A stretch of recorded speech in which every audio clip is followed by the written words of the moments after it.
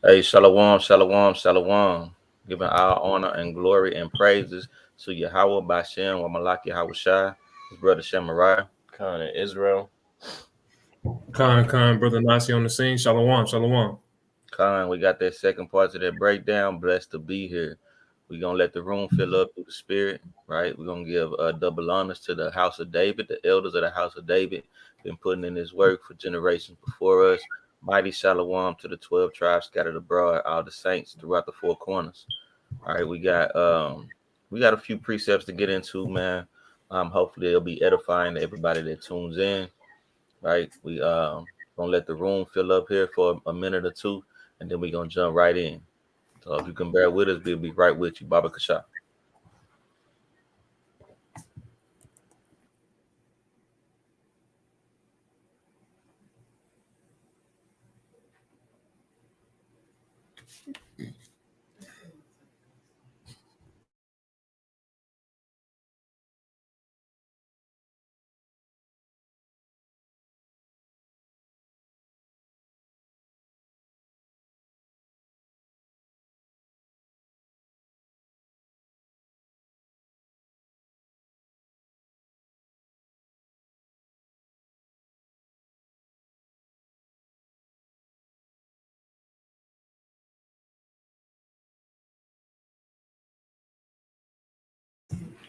Shalom. You got the nephew on the scene, man. Shalom, nephew.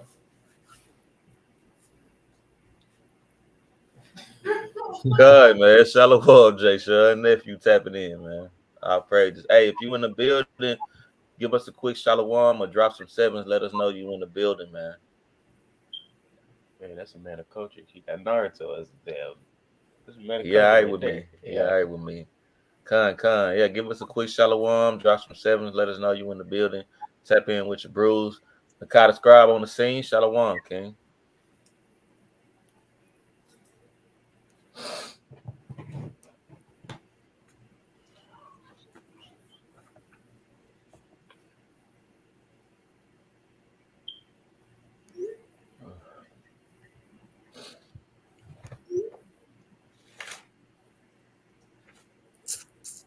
Brother Malachi on the scene. Shalom. Khan.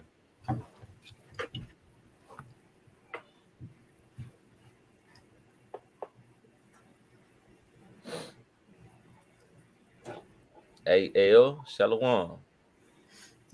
As we let the room build up, man, if y'all wasn't part of the first breakdown, the brothers did a mighty job through the spirit, right? Going over, first of all, purpose, as an Israelite, who the Most High has called us to be, and what a privilege it is, right, to be called to do this work and to labor, and we're going to finish this breakdown up through the spirit. And Lord willing, y'all can be edified, right, come into a better understanding and lead better than you can, right, through the Con. spirit. And with that, the water I got praise to the most high. But with that, we want to make sure that you don't just catch the second part, right? If you're sitting in on this class and you hadn't watched the first part, go back and watch it. It's very edifying from what we've heard. We hope that it's able to edify more people as you go along. As long as go back over some of the videos, brothers is really doing a great and mighty works on this page. We got the Young Brews, we got Brother Nasi as well as myself. Just trying to feed the flock and edify the sheep, man. So if you find in the free time, you see any class that you might be a part of and it bears witness with your spirit, go back and check some of the older classes, man. This is the work of the will of the Most High. Shalom, brother Karash, my art. Shalom, King. You know, So, like, if I can add to that, bro, and also, man, throw it in the chat, man. If you guys been tapping in, right, and you might have some breakdowns that you might suggest that we should bring out through the spirit, right? Khan. Throw Any them in the topic, chat. any topic that you might be questioning, wondering, you know, um, as the brother said, feed that through the chat, and we'll try to get around to that as soon as we can. Shalom, brother Train. Um, get a minute here, and we'll kick it off. Come, man. I got a quick precept, man. This is going into what we was talking about, that labor, right? One of the classes that we like in the book of Luke. You know where I'm going? Laborers are few. Mm-hmm. This is the book of Luke, right? Chapter 9 and verse 62. And I'm going to read through chapter 10. I'm going to stop at verse 2, right? Luke 9 and 62. Mm-hmm. We right here. Come. That's where we at. Yep. That's what we Right. at. And it's just a precept just to set the tone. Shalom to the brother Jeremiah on the scene. Shalom, Mark. Shalom, Mike. Shalom, King. Right. This is Luke 9 and 62. And Yahushua, who the world calls Christ, said unto him, no man having put his hand to the plow and looking back is fit for the kingdom. Right. So we are ultimately off the muscle. Yahushua, who the world calls Christ, he's saying, hey, if you come to do this work, it's a privilege first and foremost to do this work. Right. So don't, when you come into this thing, man, take hold of it, man, and allow it to take hold of you. Right. Reading on into chapter 10, verse 1. It says, after these things, the Lord appointed other 70 also, right? And sent them two and two before his face into every city and place where the heat Salakia. seemed to come. Just kind of going into what he was saying. Like it was started with 70 disciples that was with Christ, right? And he sent them out to do the works. Only 12 remained, right? So if you look at it as you look at the type of perspective that the brother is bringing out, there was enough work for it to be 70 disciples to go out and do this work, and only 12 remained, right? So the work is there, the labor is there, but the laborers are few. Not That's what it's everybody's going cut into. out or fit to do this work. But go ahead, King. Salakia. Verse 2. And it reads, therefore said he unto them, the harvest truly is great, right? but the laborers are few. But what? The laborers are few. Right? Because a lot of grab Matthew 22:14 for me real quick. Because it's a lot of people that are you know, and this let me get Proverbs 8 and 4 real quick, man. Because this is not something that we say lightly, right? It's a lot of things and ambitions and different desires that we had in the world, and we had to die to that. We had to die to that, man, for the work and the will of the Father. If His will be done above our own. Bring that out, Yashala. Proverbs 8 and 4. Unto you, O men, I call. Who? You, O man, I call. So the man, these men of Israel, the Most High is giving you a charge. Give me Isaiah 6 and 8 after that. Finish that out. And my voice is to the sons of men. His voice is to the sons of men. This is our lot. We don't have a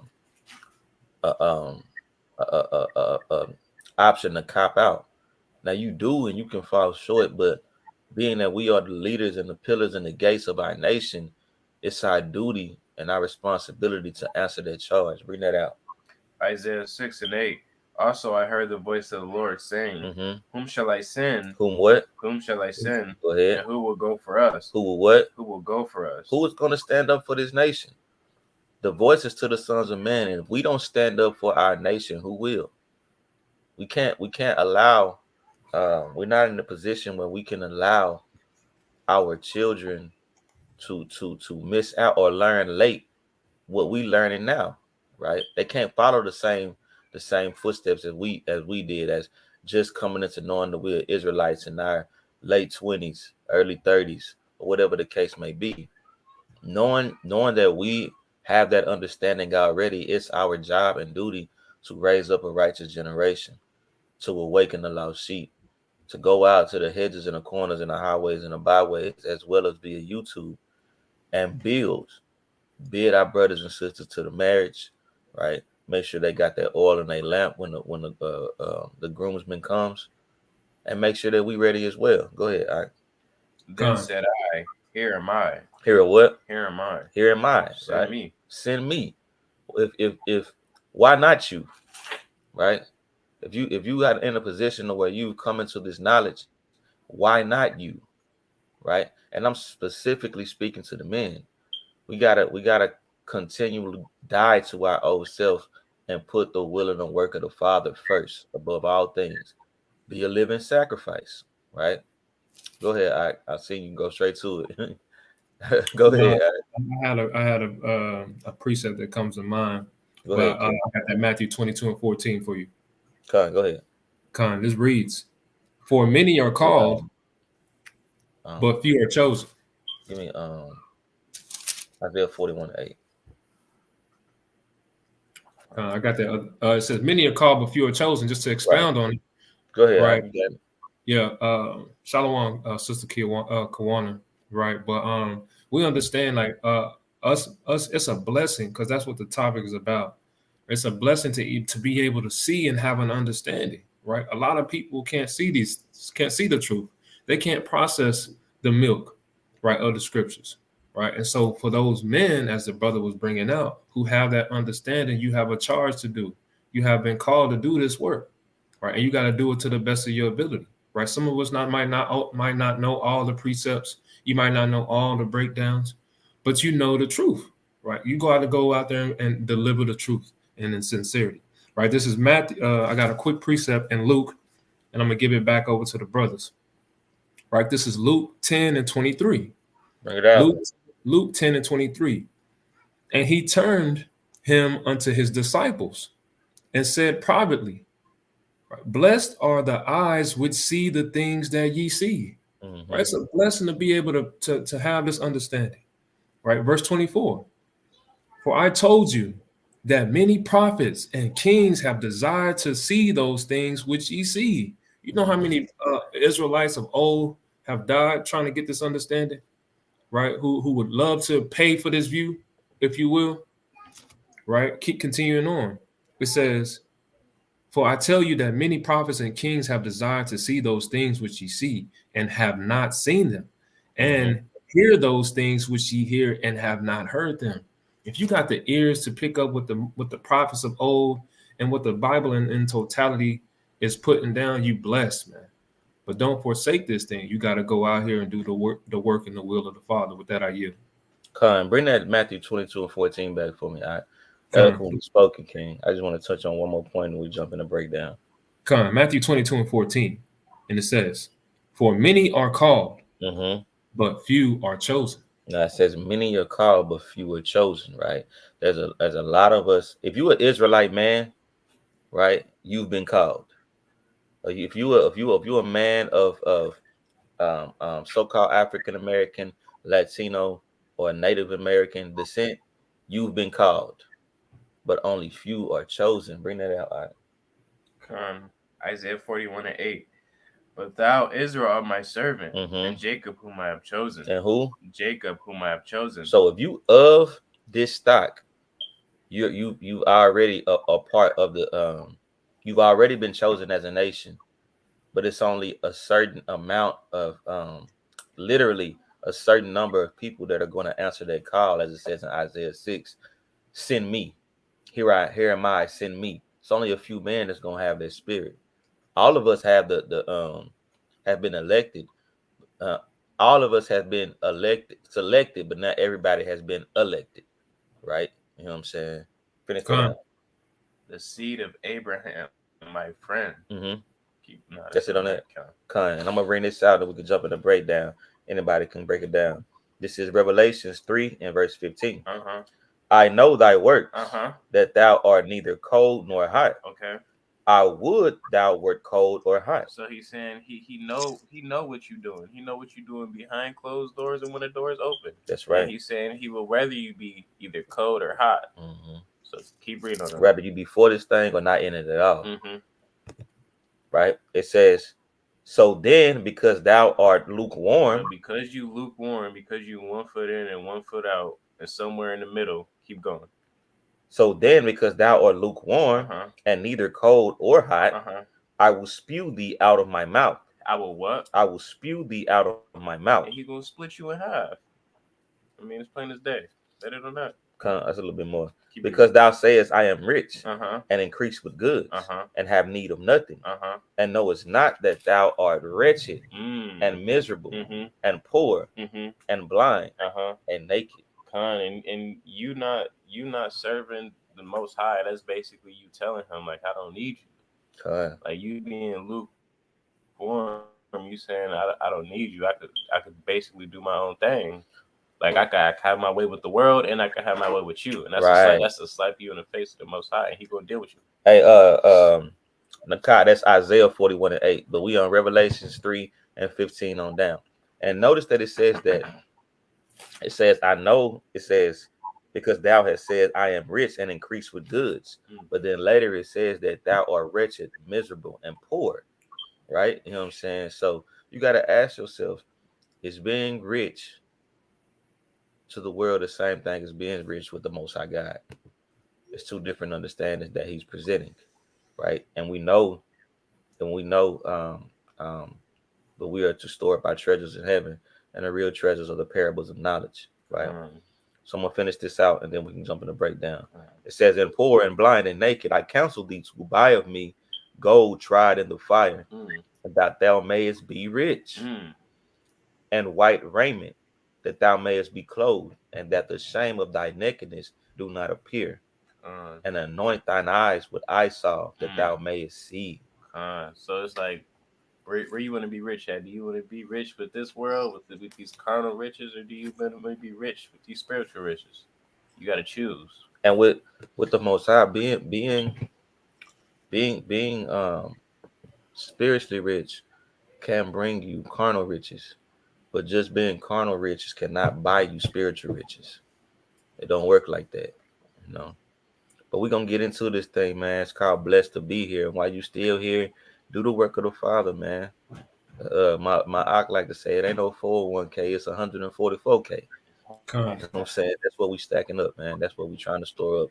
That spiritual treasures in heaven, you know, where neither moth or rust do it corrupt, right? And we putting on for everlasting life, not this temporary carnal life. So we're gonna get into it, man. It's Second Esdras chapter 10. Second Esdras chapter 10. This is a So, powerful like, if breakdown. What you got, bro? you want to add, for those of you that's new to the channel, I know Sister Kiki just joined, but we're going into the Apocrypha. For those of you who don't might not have that, you can locate that on your Bible app too as well. But you can also order it online too. So we're going into the Apocrypha for those of you who don't know. Go ahead, Oxalaki.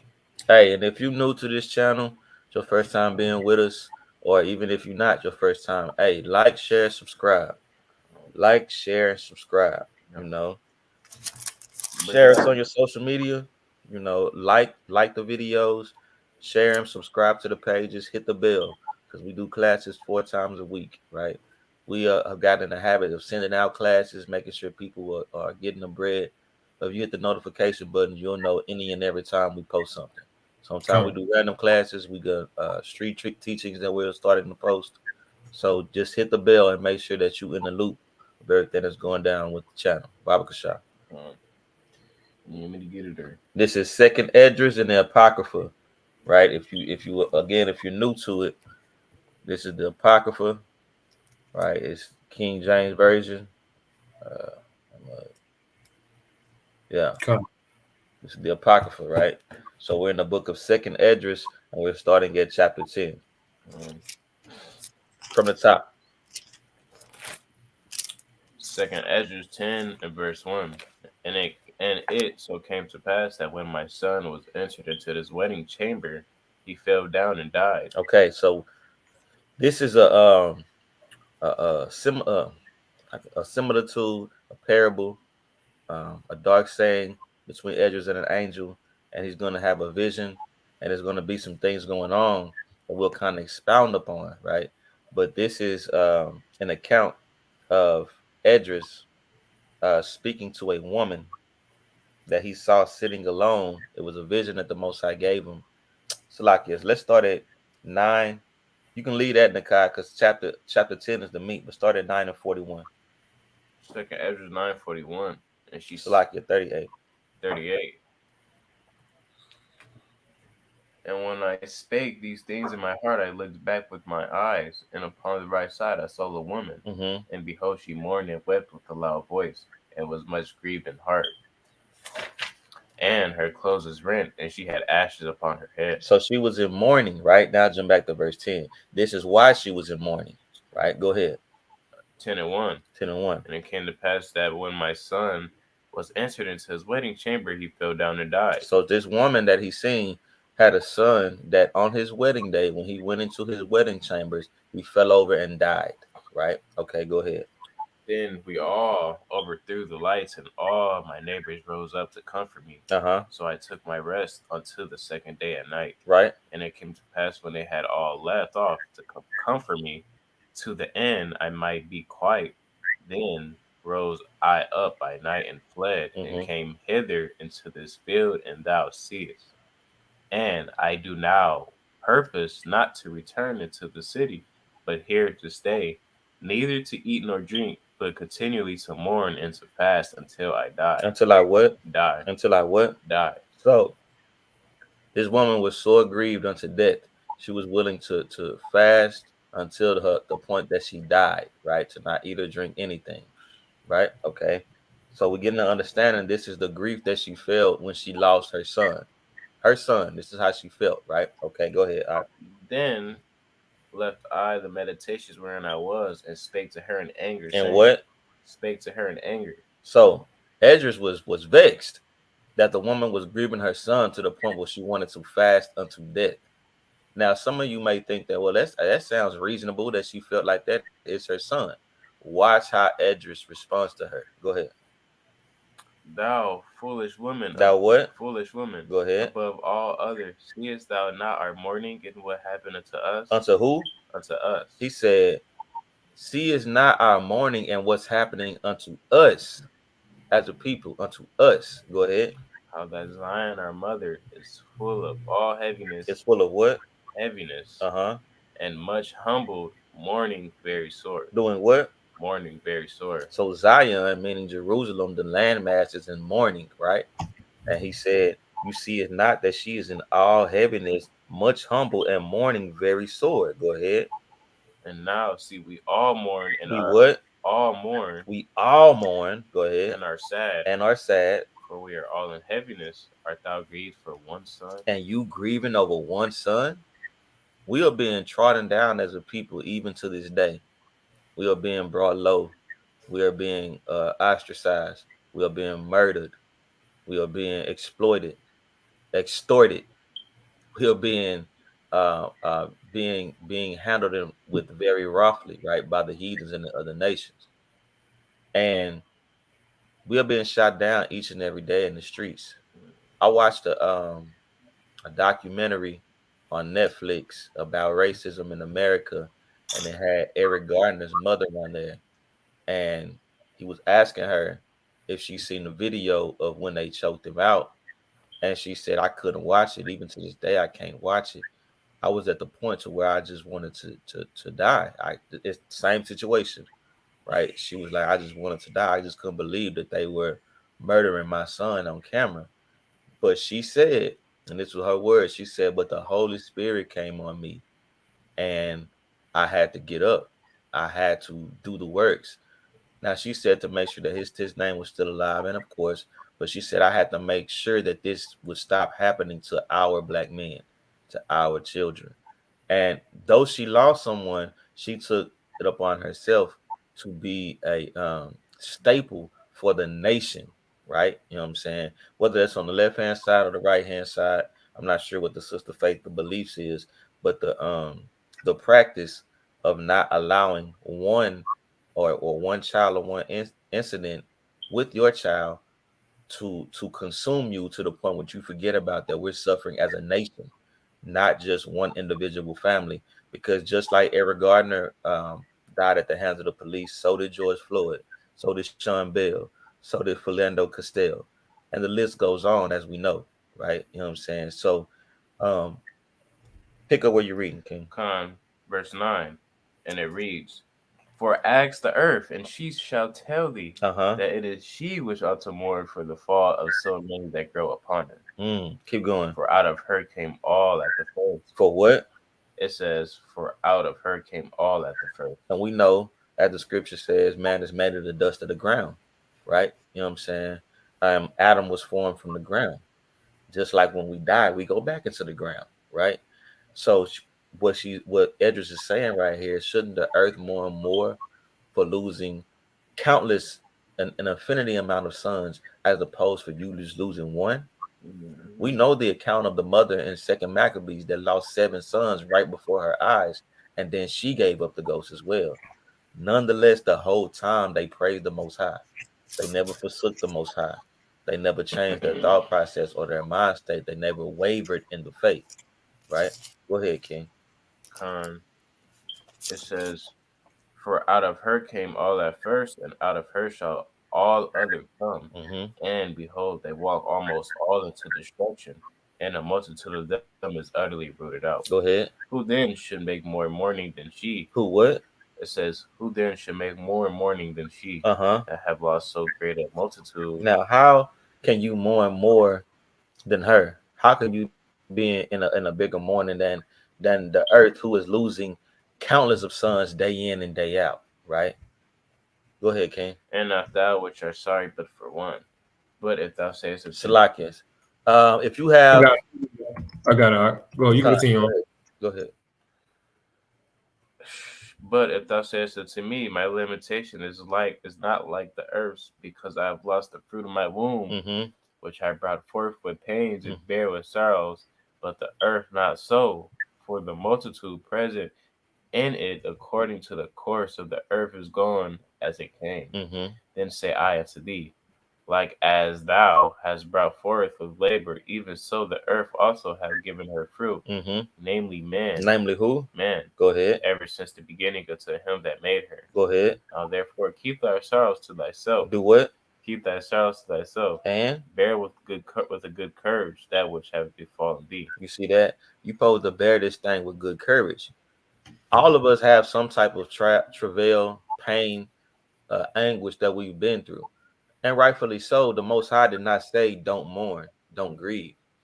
But you can't mourn and grieve to the point to where you're ready to die too, because that just might be your lot. Do You you got get free something else? I coffee? got a quick precept, but It's just to all get right. Go ahead. just to I get go ahead. but just to get an understanding, man, what the brothers bringing out through these precepts, right? You, you gotta remain your integrity, right, in this thing. You gotta remain stable and focused on this thing, right? Just because you lose someone doesn't take away your purpose, That's right? right. Or your plan at the Most High, because He is given the calling, right? It's not just because your occupation didn't work out or something fell through, whatever the case, or you lost someone. That doesn't mean that you don't have it. What is your heavenly purpose? How are you gonna get the kingdom, right? And I got a quick precept in the book of Job, chapter 2 and verse 9. Fine. This is dealing with another woman, right? Job's wife, That's right. right? Watch this. This is Job chapter 2 and verse 9. Then said his wife unto him, doest thou still retain thine integrity? Right? Because Job was going through all of these afflictions. Shalom to the elders. Shalom, shalom. Right? Job was going through all these afflictions and trials and tribulation. He lost his children. Right? He lost his cattle, his livestock. Right? He had boils upon his flesh. Right? Job had a lot of reasons to just go ahead and tap out, man. And his own wife was telling him. Right? She felt like the brother was cursed. Let's see what she said. Then said his wife unto him, doest thou still retain thy integrity? Curse Mm, God, curse the Most High, and die. mm, But what did he say? But he said unto her, thou speakest as a foolish woman speaketh. The same thing that Ezra was saying to the other one. Right? You speak as a foolish woman speaketh. What shall we receive good at the hand of the Most High? And shall we not receive evil? Right. So we mm-hmm. got to understand that this is things are going to happen to push you, right? Not to deter you. These things are not for our detriment, right? This is to trials and tribulation are to help you build character in this thing, Con. right? As well as build spiritual endurance. You know, Mm-hmm. that's eloquently spoken, Brother Nasi. Mighty Shalom to the elders of the house of David. Shalom. We have to understand that it's the Most High that's doing these things. He's controlling the right and the left hand, right? He gives life and takes life. He can rise you up and set you among princes, or bring you down and sit you in the dust, right? It is the Most High that does all these things, right? And knowing and understanding that, it's it's imperative that we, Isaiah 34:16, seek ye out of this book and read, because we have accounts like Brother Job and different situations that will literally prepare you for things that may befall you, right? Con, somebody like Moses, right? Con, He felt inadequate to speak, right? You yeah. had David, he was a shepherd's boy, right? You had Joseph, he was thrown in prison, right? Sold, right? But these brothers still Daniel, had purpose. Daniel, con. right? So you don't your situation doesn't make don't allow your situation to dictate who you are, right? Even this No. particular account we're going into right now, Con, right? This is something that you could benefit or learn from. Now, if you may not um, been in a particular situation, this might not be the story that you can learn from, or something that you can learn from, or somebody else may go through as well that you can assist with. But these different accounts or examples laid before us for the betterment of our walk, our understanding, our spirit, our wisdom, our knowledge, our nation, ultimately, right? And we have to take these things into account, because as the scripture said, they was written aforetime for this generation, right? So con. let's jump back in the breakdown. If you ain't got nothing, I I'm good. con. Come finna pick up. Verse 15, verse 16. For if thou shalt acknowledge the determination of God to be just, thou Mm-hmm. shalt both receive thy son in time. Shall what? Receive thy son in time. Right, because we spiritually have an understanding of regeneration and how you could like David said, I'll go. He, after his son passed, he stopped mourning for him, and he said, and he stopped fasting, and he anointed himself, and he worshipped, and he ate. And they asked him why, and he said, "Well, I'll go to where my son is. My son won't come back to me." Right? You know what I'm saying? So spiritually, our ancestors have an understanding of these things, right, and how they work. But some people's spirit may wax mightier than others based on where they're at in their walk, and that's even in today's time, right? But that's why it's imperative for us to be for not to not forsake the assembly, or to not dwell in the precepts and meditate on the precepts, because through the precepts we get understanding. Right? Go ahead, King. Con, and shall be commended among women. Go ahead. Go thy way then into the city to thy husband. Mm-hmm. And she said unto me, that will I not do. I Mm-hmm. will not go into the city, but here will I die. Right. She was stubborn, stiff necked, just like Jake. Go ahead. So I proceeded to speak further unto her and said, do not so, but be counseled by me. Right. For how many are the adversaries of Zion? Mm-hmm. Be comforted in regard of the sorrow of Jerusalem. Right. For thou seest that our sanctuary is laid waste, Our sanctuary is laid waste. Go ahead. our altar broken down, Uh-huh. our temple destroyed. Right. Our sorcery is laid on the ground. Mm-hmm. Our song is put to silence. Right. Our rejoicing is at an end. Mm-hmm. The light of our candlestick is put out. The ark of our covenant is spoiled. Mm-hmm. Our hope, our holy things are defiled, and the name that is called upon us is almost profane. Go ahead. Our children are put to shame. Mm. Our priests are burnt. Mm. Our Levites are gone into captivity. Mm. Our virgins are defiled, and our wives ravished. Our righteous men carried away. Our little ones are destroyed. Mm-hmm. Our young men are brought in bondage, and our strong men are become weak. Mm-hmm. And, which is the great of all, the seal of Zion has now lost her honor. You see that? He said, the greatest thing of all, beyond our land, our temple being destroyed, our priests being brought low and gone into captivity, our virgins being defiled, our wives being ravished, right? He said the worst thing, our nation has lost her honor, right? And that's the position that we in right now as a people. Nobody respects the so-called black man. Nobody respects the Native American man, the so-called Latino man. We don't have honor as a people. We'll become a reproach, right? We'll become an astonishment among the other nations, right? And we are continuously dealing with being dishonored as a people. That's a stigmatism that's attached to our people. We don't have a other than the law, statutes, and commandments that we don't really know, a heritage that's been hidden from us, that we're coming back to, and to retain understanding and rebuild our nation. We don't have anything to exalt us. We don't have anything to cleave to call our own. We don't have a culture. Our culture is no culture, right? You know what I'm saying? So right now, the same thing that Edris was stressing to the sister that was in the morning, this is the same position that we're in right now as a people. So when you think about things that you may be enduring or going through individually within your lifespan, within your vapor of a life on earth, think about what we're going through as a nation. Like we were talking about in the last class, hey, slavery wasn't that long ago. It was only about 3 generations ago, 3 or 4 generations ago, right? And we're not that far removed from it.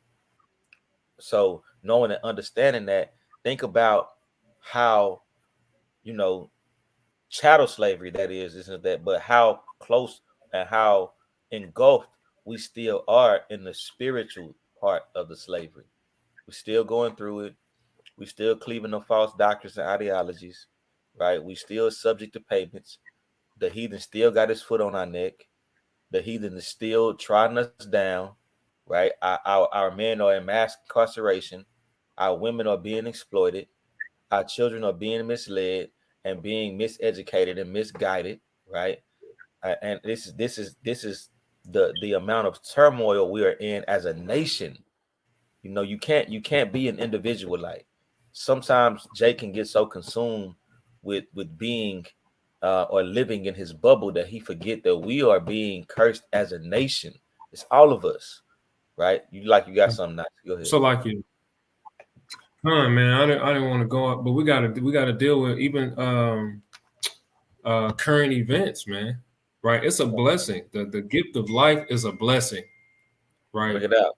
Israel is a blessing, and we gotta understand, man, that the society that we live in, it denounces that. It pushes the murdering and the slaughtering of innocent babies, man.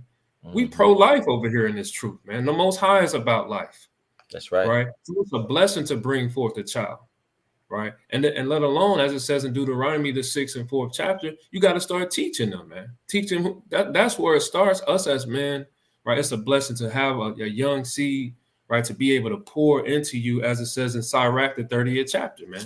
Let me get that real quick, man. Cut. I got some numbers on that topic that you're bringing out, but you go ahead, King. All right, man. I saw you had posted. That's good. Let me bring this out in Sirach real quick. Sirach 30, right? Or better yet, in the Apocrypha, it will be Ecclesiasticus, right? Bring it out, King. Bring it out. Ecclesiasticus, right? It says, "He that loveth his son causeth him oft to feel the rod, that he may have joy of him in the end." Right? He that cherisheth his son shall have joy in him, and shall rejoice of him among his acquaintances. Right? He that teacheth his son grieveth the enemy, and before his friends he shall rejoice of him. Right? And bringing this out, man, we got to teach our Oh, yeah, children, man, yeah. that abortion and all of these things, or that's not a blessing to be able to go and abort a baby. Ooh, yeah, I just slept with this dude the other day, and he slipped up, and I'm just so blessed that I have this Uh, Margaret Sanger, right? The I forget the Planned Parenthood, Con, right? con. To be able to just go and just to delete this baby, man. That's a blessing. That's a gift from the Most High. So we got to teach our children the difference between right and wrong. We got to teach them the commandments, That's right. right? I'm gonna read a little bit more, and I'm gonna give it back to you. You It got it, says, King. Sirach chapter 30 and verse 4, right? It says, "Though his father die, yet he is though as he were not dead, for Mm-hmm. he hath left one behind him that is like himself." Right? While he lived, he saw and rejoiced in him, and when he died, he was not sorrowful. Right? And So that's what we mighty. talking That's mighty because this is your real inheritance. Your children's about? are an inheritance to you, right? You know what I'm saying? This is your a gift from the Most High, as the brother was bringing out earlier. If we're constantly Con, aborting, getting rid of ourselves, one, we're weakening our nation. Two, right? you're sacrificing your children to idol gods. The Israelites been doing this for generations. They were sacrificing baby to Molech and different That's right. heathen deities, right? You know what I'm saying? So knowing and understanding that we have to combat these practices that these heathens are pushing on us. This is not Mm-hmm. something that's new in the earth. There's no new thing under the sun, according to Ecclesiastes 1:9. We have to know and understand it, that they are perpetuating these same practices on our people because they know it works, right? Salaki, King, go ahead. Just verse 6, real quick, in closing, right? He left behind him an avenger, right, against his enemies, and one that should requite kindness of his friends. That's Right. right. So us knowing this understanding, when we come into this truth, it's a blessing first and foremost to even awaken to this thing. Then when you awaken to it, now you know that you have some work to do. Right. So I gotta go in offense of my forefathers, man. I gotta go out here and put my brick in. Right. And that's what we Right. recommend all Israel to do, man. Is to start Hey, putting their that's what brick the in. Most High recommended all Israel do. Con. We only saying, "Thus saith the Lord," man. We're not coming out here teaching nothing new, or we don't bring to you a new doctrine. We are saying, "Thus saith the Lord," and the Most High has given us a charge as the men. Gird up your loins, right? If they going out here protesting against abortion, we need to be gathering ourselves together and protesting the protesters. Con. This is not something that we can take lightly, man. The Most High is not pleased with this place, and we got to cry loud and spare not. With that, I'm gonna go into these numbers, right? Because a lot of our women like to scream that they use the rape part of allegations with abortion. Yeah, you don't know if somebody went rape, they want to abort the baby. Hey man, it's all of the Most High. Con. You still can't abort that thing. And then they say if the baby has some type of deformity or something like that, they use that as an excuse to abort the baby as well, right? That's a curse from the Most High too. You can't get around it. It's all the Most High's doing, right? But with that being the case, let's see how many percentages of these pregnancies and reasons that they're giving when they go to abort these babies is actually rape or deformities. Let's see. Uh, this is It says 0.01%. The pregnancy resulted from a incestuous relationship. That's 0.01% of the time, right? Okay. The next one is 0.15%. The woman was raped. So not even 2%. It says 0.15 the women are raped that are when they're committing these abortions. 0.15. Okay. The next one is the woman's life was endangered by the pregnancy, and that's 0.20%. 0.20%. These are not even 1% of the reason of these abortions. It's not even 1% rape, the woman's life being in danger. The next one is 0.098. There was a serious fetal abnormality. So that's not even 1% for the reason that these women are giving for the abortions, right? The next one is 1.48%.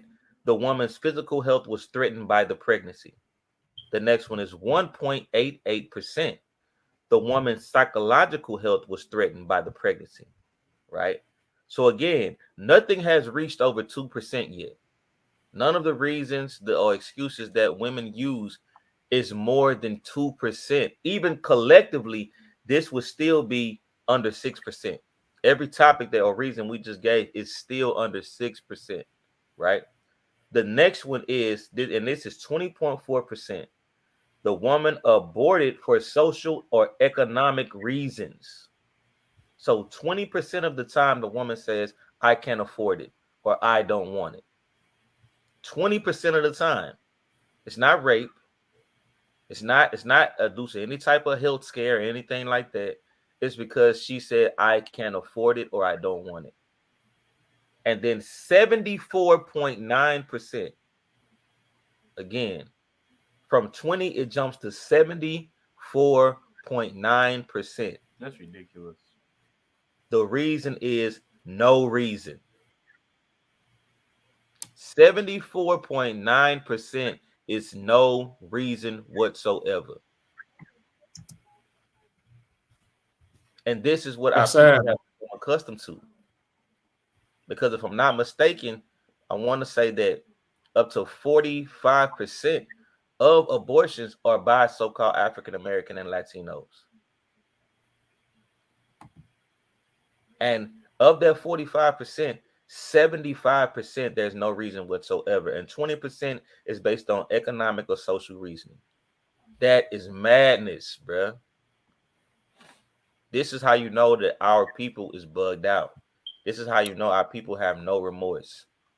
And this is This is it's how a you lucky know that. man. This is why we Go this ahead, is King. why Go we ahead. need the this is why we need the law, statutes, and commandments, man, to That's right. govern us, right? Because you can't be living loosely like that out here in the world. You can, but the Most High did not. He didn't create us to live as such, right? So it's not a blessing just to go out here and just sleep with whoever you want to, right? And then go and abort the baby afterwards, man.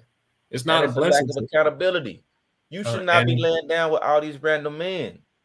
uh, If you or was laying men. down with your husband and not you know the buddy who bought the bar out for you at the club, or who had the nicer car, or the nicer outfit, or the bigger necklace, if you wasn't laying with these men getting pregnant, you would have no reason to abort your babies. And then you got This to for deal with your husband. Jake too, man. So like God, it. You got to God. deal with Jake, man. He up here, man. I got child support killing me, man. And man, I can't find one, man. She just always in my pockets and this, that. Brother, you're not properly vetting them, right? You're not going according to the standard that the Most High has given, right? So yeah, it's gonna be a curse to you, right? Because you're not living according to the law, statutes, and commandments, or you can't God. be a whoremonger out here in this thing, right? That's not a blessing, That's right? The right. Most High he did not bless the whoremonger industry, man. God. Are you? God. All right, let's jump back in the Let's get breakdown, back King. into it. Salaki. But that was a good excerpt because we need to deal with that. I'm glad you brought out those current events because we needed to touch on that. Go ahead. All right. Verse 18 or verse 19. No, we had 21? 24. Book chapter verse. All right. Really? Second address. Yeah, you read all the wives being Okay. ravished. I see. We on second address, chapter 10, verse 24. Verse 24. And therefore shake off thy great heaviness and put away the multitude of sorrows. Do what? Put off the multitude of sorrows. So the Most High said, shake off. Did he say not deal with it, not be sorrowful? He said, no, don't cleave to it.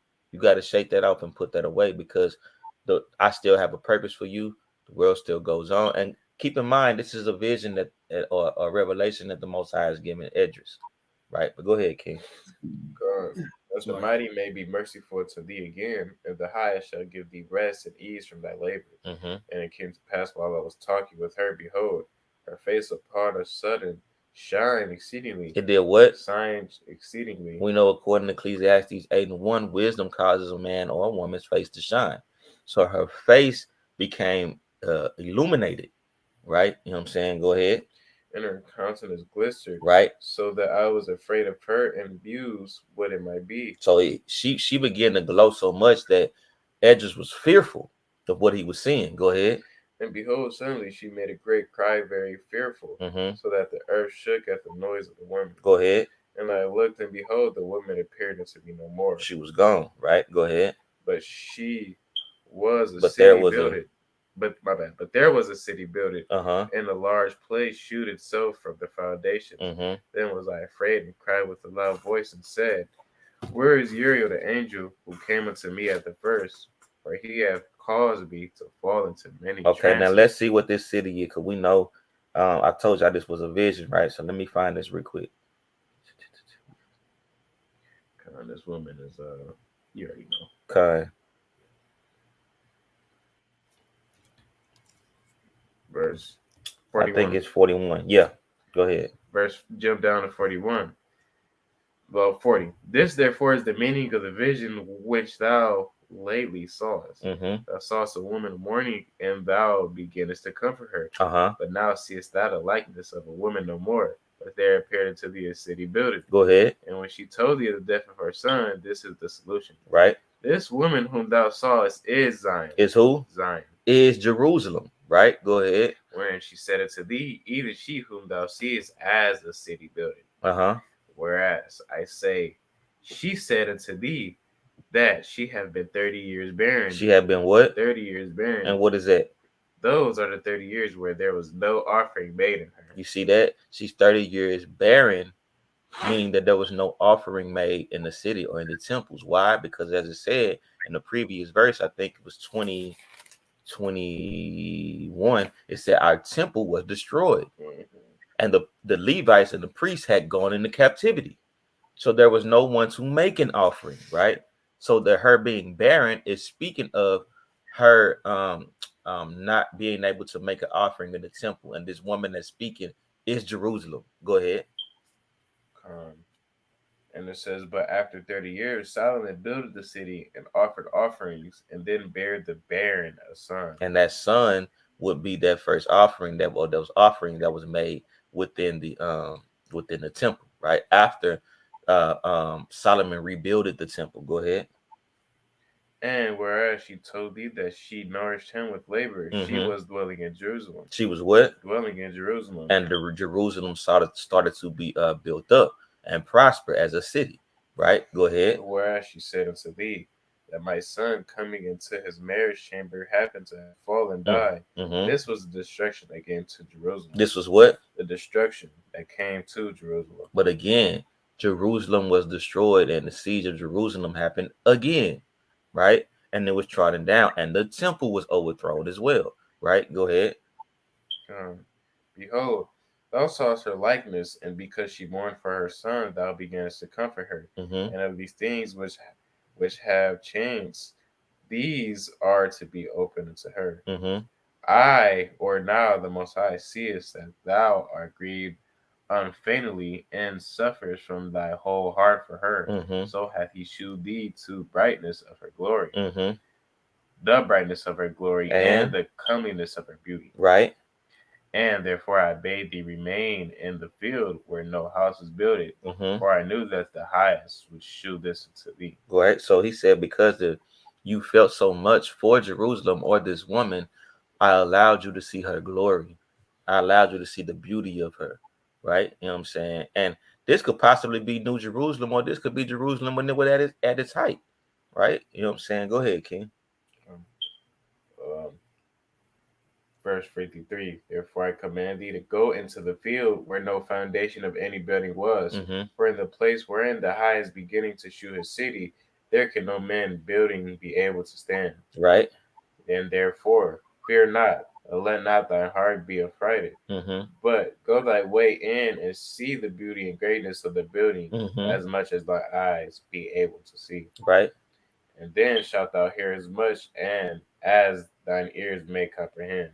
For thou art blessed above many others that are called of the highest, and so are but few. Go ahead. But tomorrow at night thou shalt remain here, and so shall the highest shew thee visions of the high things, which the Most High will do unto them that dwell upon the earth in the last days.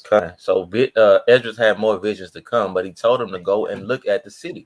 Right. Go ahead and see the buildings and go and see how it looks. Right. Because you were so grieved for this lady being Jerusalem that he wanted to show you her glory, her countenance, the beauty of this city, this great city. Right.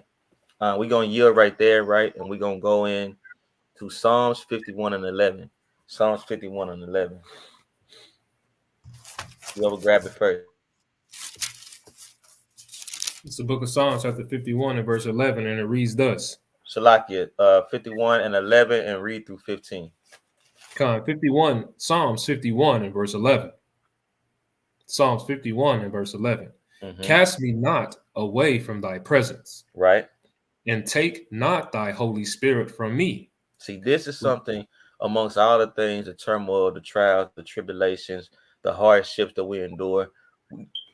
We got to make sure that the Most High is not taking away his Holy Spirit from us, because it's easily to slip into a worldly understanding to the fact that you can lose sight of what's important, and the Most High can remove that understanding away from you, right? You know what I'm saying? So this is something that we have to be in continual prayer about, even the men of the Lord, right? Because the Most High could easily remove his Holy Spirit from those that get complacent or those that get lukewarm, right? He'll spew you out, as we read earlier in the breakdown, right? So we got to ask continually for the Most High to make sure that, or pray and beg for His mercy, and that He remove not His Holy Spirit from us, to the point that you start cleaving to things earthly and not and lose sight of the understanding that we are spirits and bodies, not bodies with spirits. This is not our home.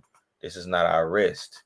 And we have to keep that in mind before we start to establish something here that will only be temporary and not everlasting, and forget about the things that are actually everlasting, right? Go ahead. Come back in the book of Psalms, chapter 51, picking back up in verse 11. Cast me not away from thy presence, and Right. take not thy Holy Spirit from me. Read. Restore unto me the joy of thy salvation, The what? and restore unto me the joy of thy salvation. See, the joy of thy salvation, right? We got to understand that the Most High is sending His only begotten Son here to restore us and save us. We got to find joy in that, not joy in mediocre things or temporary fixes, or we like to say, I putting a band-aid on a bullet wound. We have to keep in mind that everlasting life is promised to those that endure and keep the commandments and the faith in Hamashiach.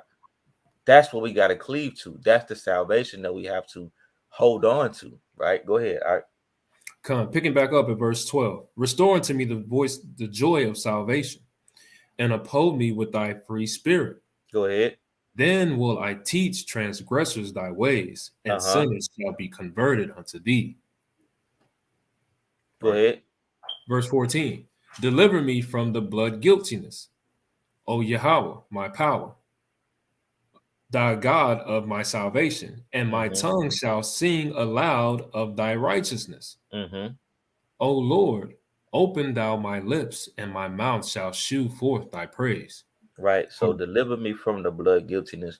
And we say all the time, we all have done things that are worthy of death, right? Which is why we should always be crying out to the Most High that He has mercy on us, that He not deal with us in His anger, but in His grace and mercies, and blot out our sins, right? Though we be forgiven, and that He can restore us back to our previous estate, right? I got a quick precept for you, all just real quick. Go ahead, King. In the book of Romans, the 6th chapter. It's You a got it. classic, right? Romans 6 and 23. It says, for the wages of sin are death, but the gift of the Most High Yahweh is eternal life through Jesus Christ, Yahweh Shai HaMashiach, right? And we bringing this precept out, right, because to speak to what the brother was saying about how we have all done things that's worthy of death, but the Most High Yahweh has given us a gift, man. It's a blessing to know that we have the gift of repentance, the gift of salvation, right? So you can't. A lot of other nations, right, outside of Israel, would wish that they had these gifts that the Most High has freely given unto Israel. Right. Done. Not say freely given, but we all know that it was paid for by the blood of Hamashiach Yahweh Shai, right? Who Hey, the it's a world precept that say that if had he come to another nation, they would have listened. Yeah. come, Right? You know what I'm right? saying? It talks about a strange tongue, right? Done. Right. But we just bringing that out to ultimately you have an opportunity, right, to come and allow the Most High to come. Let me get this last precept. I'm gonna give it back to the brother. Revelations chapter 3 and verse 20. Revelation 3 and 20. It says, behold, I stand at the door and knock. Mm-hmm.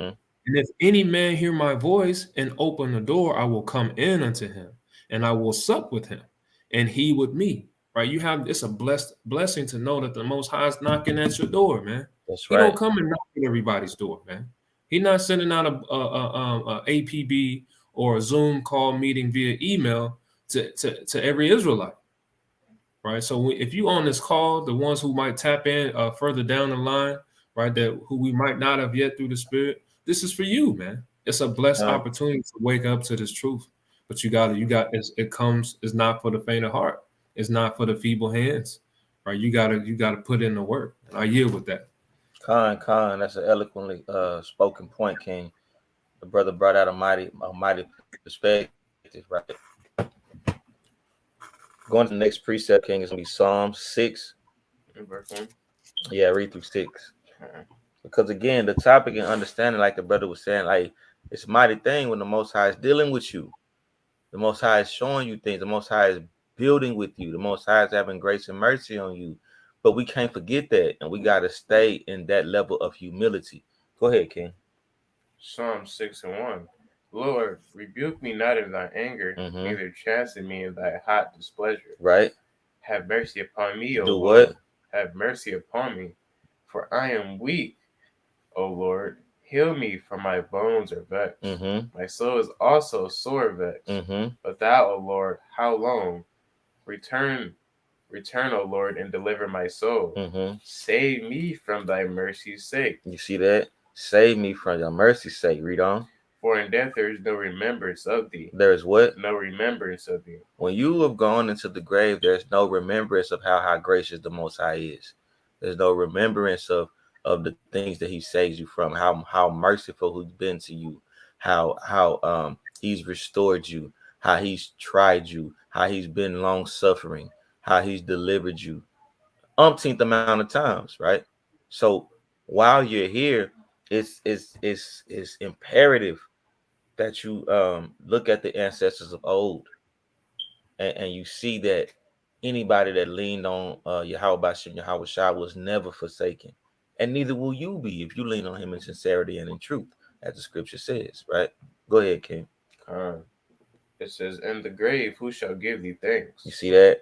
When you've passed on or been transitioned, and your vessel, your members go into the ground and your spirit returns to the Father, there is no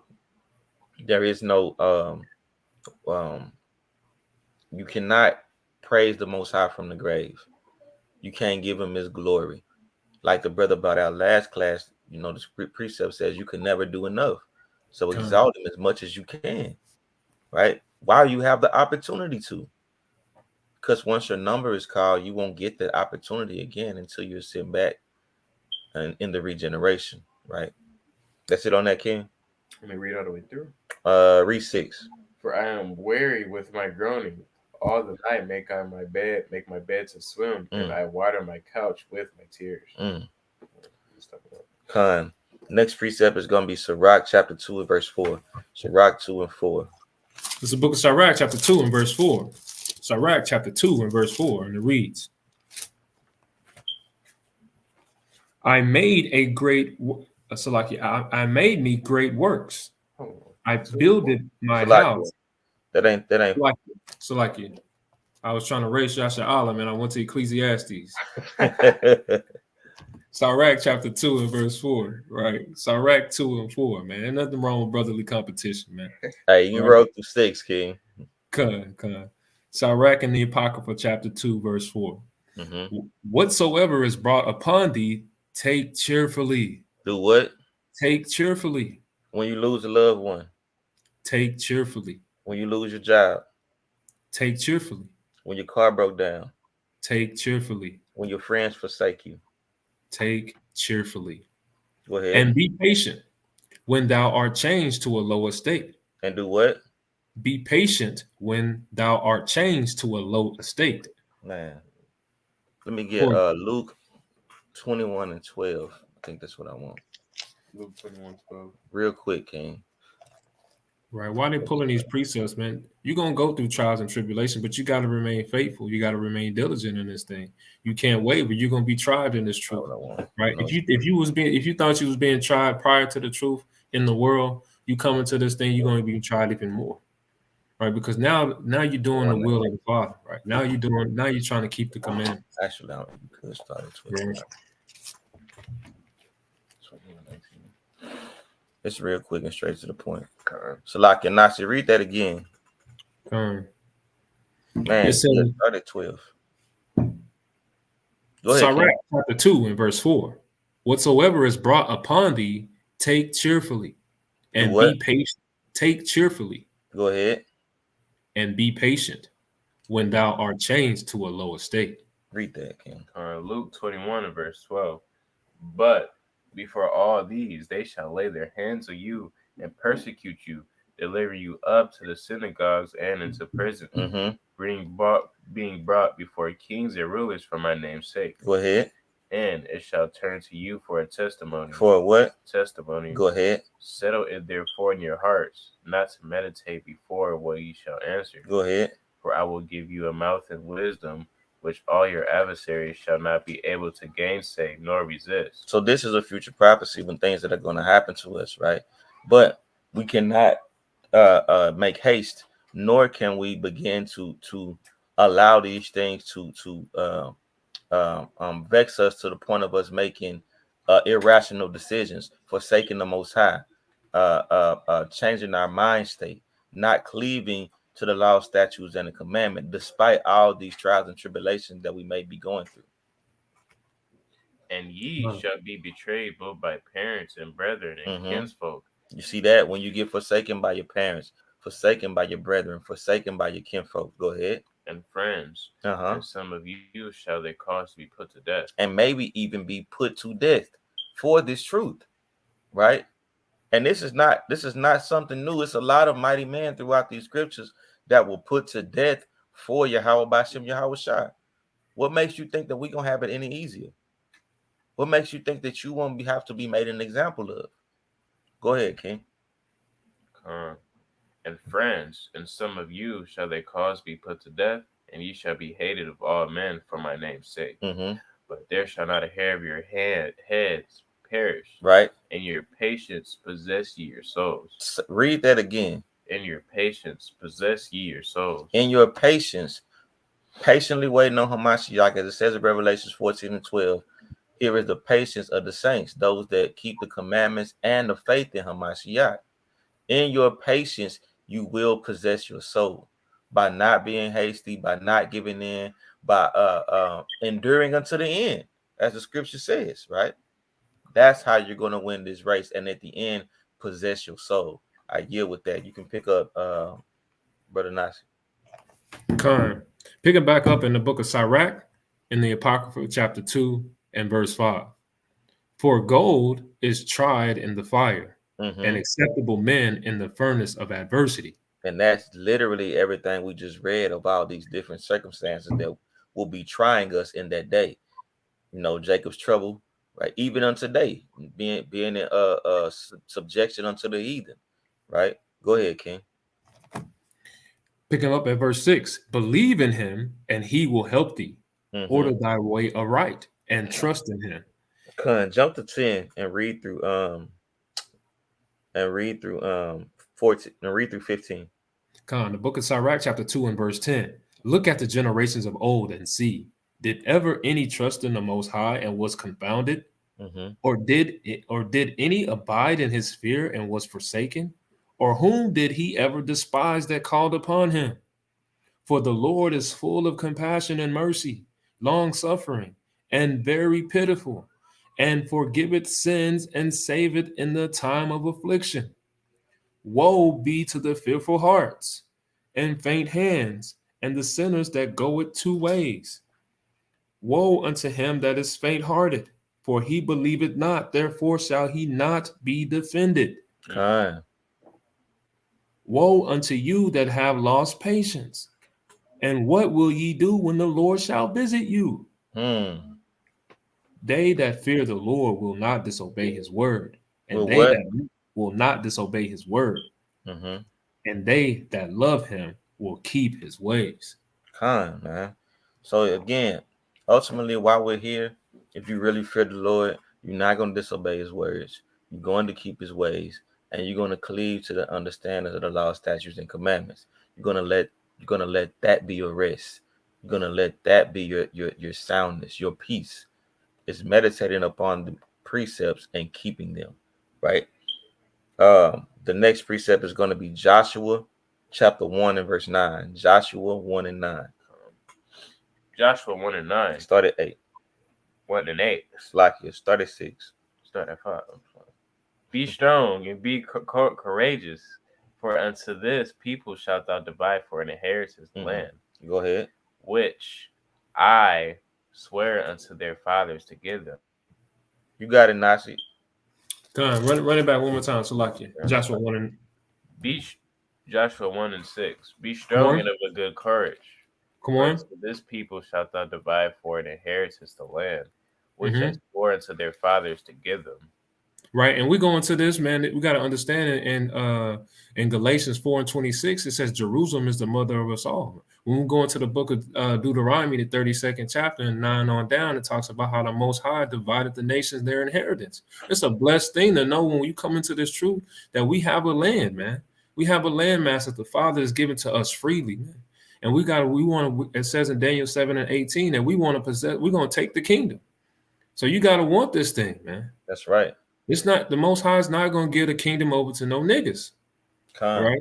Excuse my French or my English, right? But we gotta understand the Most High. He's gonna deal with us as sons, and we have a job to do. And yes, it's a blessing, but it can also be a curse. It's gonna be a curse to those who don't want to do the work. It's gonna be a curse to those who don't want to have accountability. It's gonna be a curse to those who want to go against the will of the Father. But to those who who want to do the will of the Most High God, it's a blessing, That's right? right. Come, let's Verse get it. 8. I'm at Slakia 7. Only be thou strong and very courageous, that thou mayest observe to do according to all the law. Mm-hmm. Moses, my servant, commanded thee. Turn not from it to the right hand or to the left, To the what? to the right hand or to the left, Let's go. that thou mayest prosper whithersoever thou goest. Right. So the This Lord wants us to prosper. Keep going. Khan Salakia. This book of the law shall not depart out of thy mouth, but thou shalt meditate therein day and night. Right. Because we know that in the book of Psalms 149, it tells you that the Most High hasn't given this law, statutes, and commandments to just anybody. Right. That's right. You've been given this thing. You got to keep the charge. Roll on, Hawk. Khan, it said that thou mayest observe to do according to all that is written therein, for then shalt thou make thy Thy ways ways prosperous. prosperous, and Right. then thou shalt have good success. Right. So only then, right? That's the key part, right? Then when you start applying these things, then that's when your way is going to be prosperous, right? Then you're going to be storing up the treasures in heaven, right? The keep rolling on that. Is that it on that? There's one more. Have not I commanded thee, be strong and of good courage? Be Mm-hmm. what? Be strong and of good courage. Mm-hmm. Be not afraid, neither be thou dismayed, for the Lord thy God is with thee, whithersoever thou goest. Come on, man. And that's a blessing to know too, man. That we can get on the corners, and we do get on the corners and the highways and byways. Where I was showing, for those of you who haven't seen the video, it's on the YouTube, right, of us out on the street preach this past weekend on Saturday, and I was showing it to like again, this is not for everybody. This is not for everybody. But I was showing it to a family member, and they was looking at the video, and they was like, "You're not afraid that? What about No. your job? What about what you know? We're not worried about that, man. The Most Read High that didn't give again. us a spirit of fear. No. Khan. Read that again, Yasha Allah. Con. It says, have not I commanded thee, be strong and of a good courage. Mm-hmm. Be not afraid, neither be thou dismayed. For the Lord thy God is with thee, whithersoever thou goest. Khan, man, and that's a Con, blessing.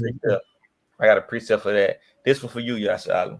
Because we talk about a lot about, kicking doctrine.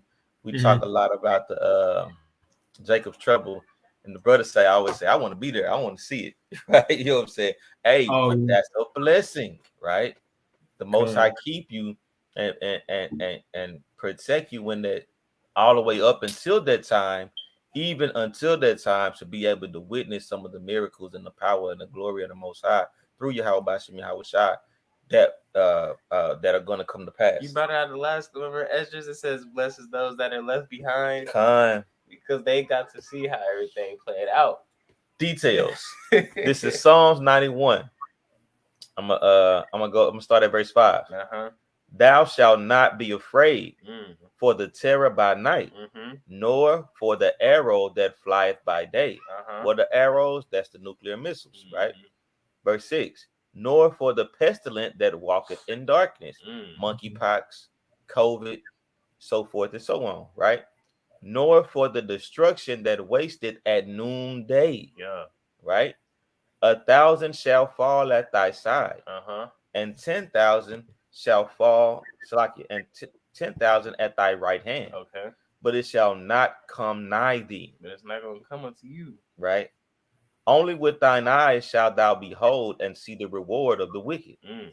because thou hast made the Lord, which is my refuge, Mm. even the Most High, thy habitation. Uh, Salakia, thy habitation. There shall no evil befall thee, mm-hmm. neither shall any plague come nigh thee. For he shall give his angels charge over thee Mm. to keep thee in all thy ways. You gotta believe that. That's right. I believe that. So, I know you do. I My believe Ak that. always talk about how he want front row seats. You know what I'm saying? So you know that was for him, man. Right?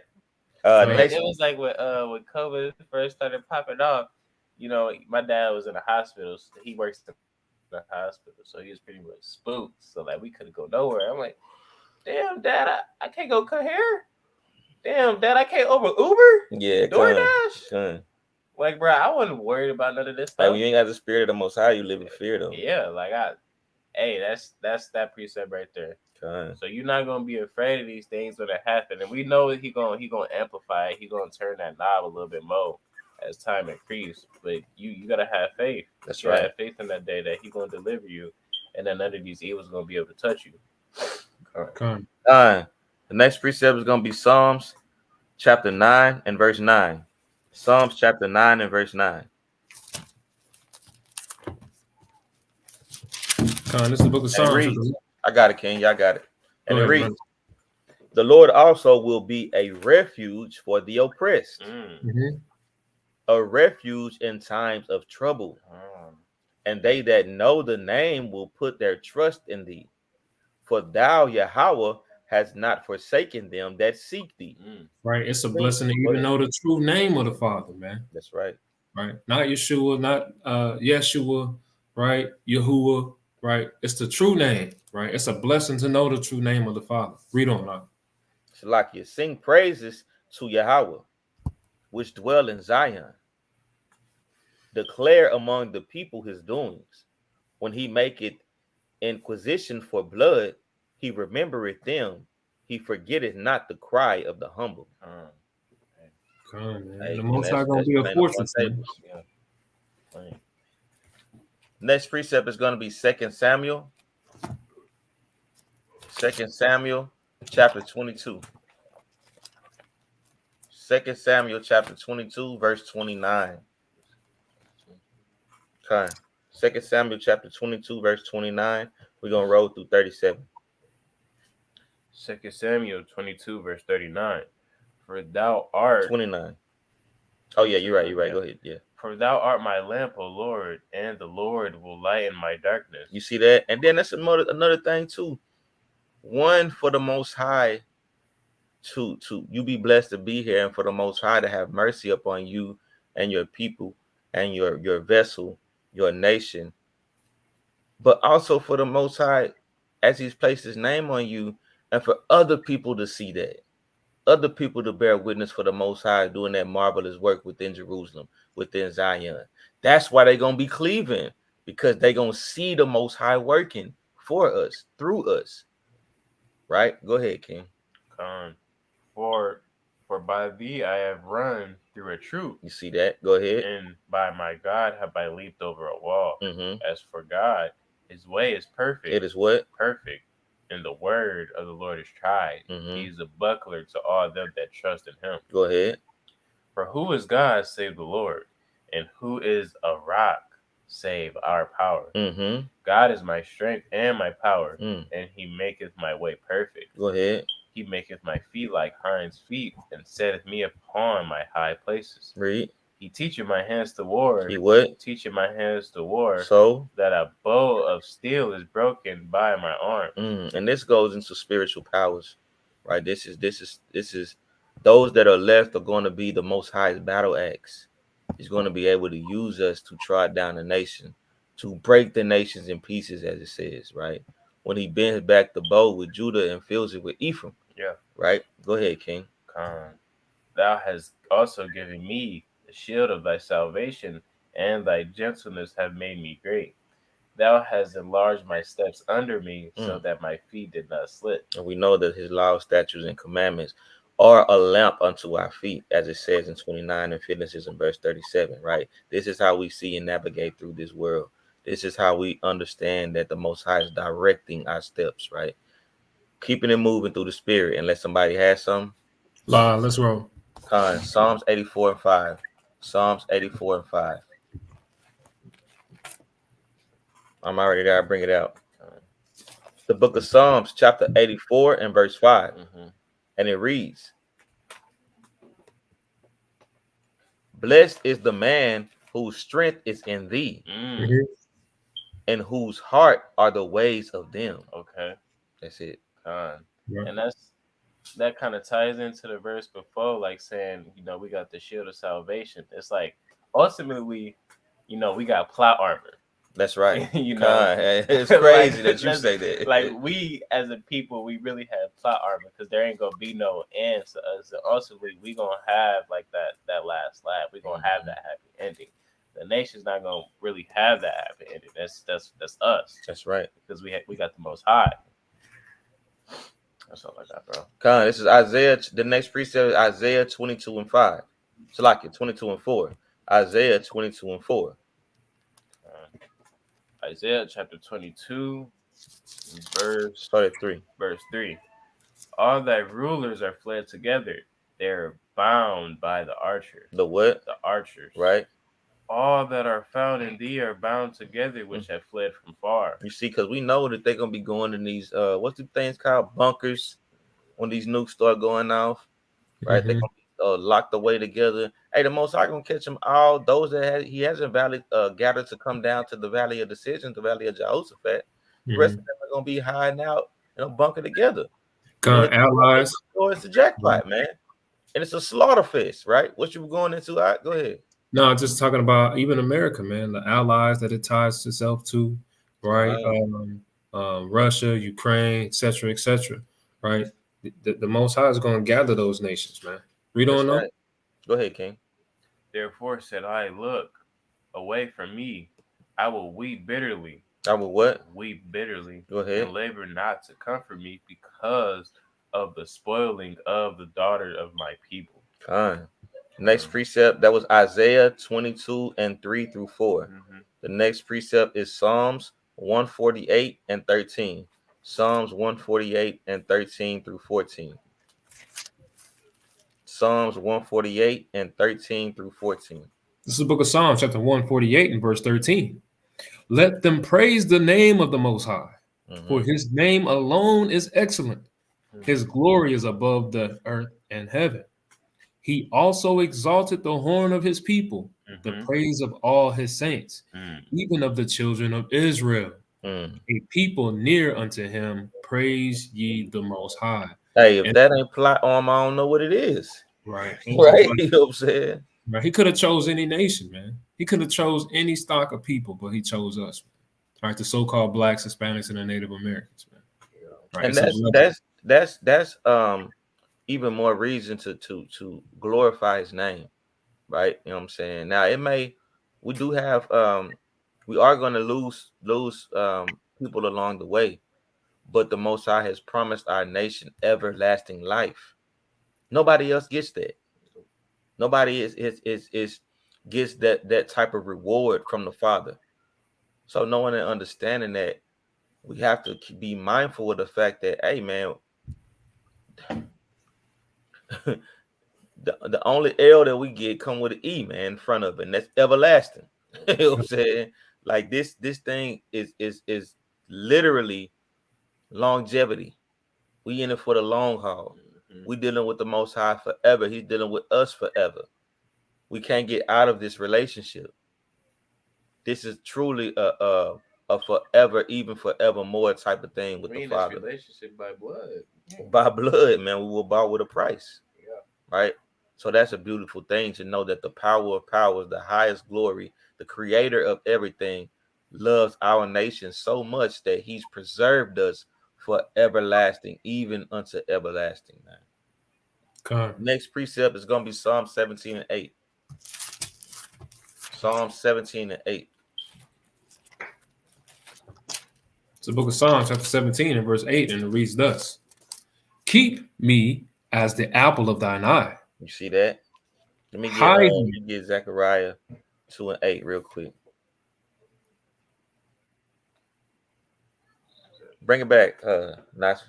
This is Psalms chapter 17 and verse 8. Start at Keep 7. me.